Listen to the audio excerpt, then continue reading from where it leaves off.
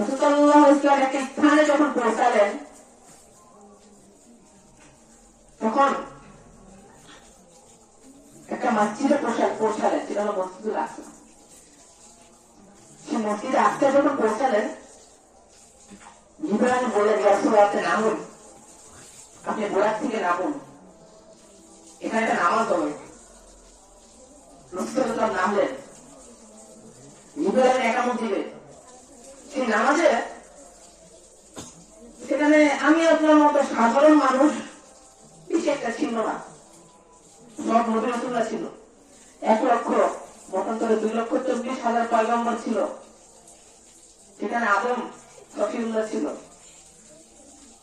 ঈসা রুহুল্লাহ ছিল, ইব্রাহিম খালিলুল্লাহ ছিল, মুসা কালিমুল্লাহ ছিল। আদম নবী ভাবতেছে আজকে মুহাম্মদ রাসূলুল্লাহ আসছে এই মজলিসে, তার সাথে নামাজ পড়ার সৌভাগ্য, আল্লাহ মনে হয় আমাকেই মোর ইমামতি করতে পাঠাবে, কারণ আমি আমার মাটি পিতা।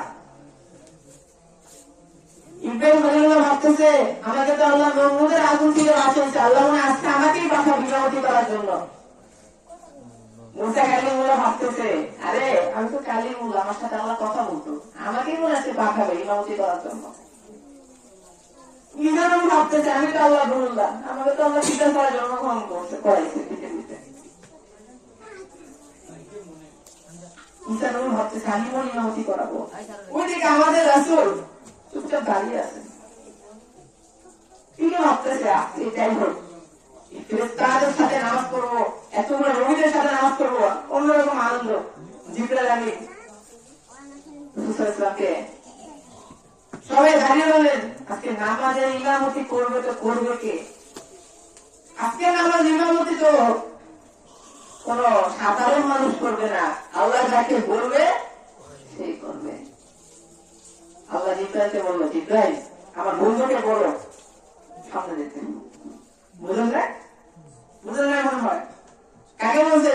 আল্লাহ রাসূলকে বলছে নবী আপনি সামনে যান, আপনি নামাজ পড়াবেন। কিসের আদম, কিসের মুসা, কিসের ইব্রাহিম?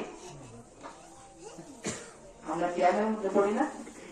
নবীদের সম্রাট হইয়া আসিলেন ধরায় নামিয়া, আশেকদের এতিম বানাইয়া ঘুমাইলেন শাহে মদিনা।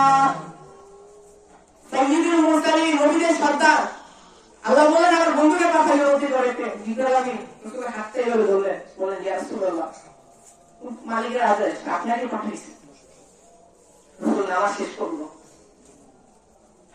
জিবরাইল আমিনকে জিজ্ঞেস করলো আমার পিছনে কে কে নামাজ পড়ছে?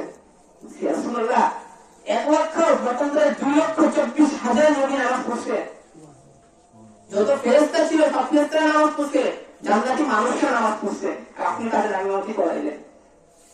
রাসূল সাল্লাল্লাহু আলাইহি ওয়াসাল্লাম কোন এক পর্যায়ে গিয়ে দেখলেন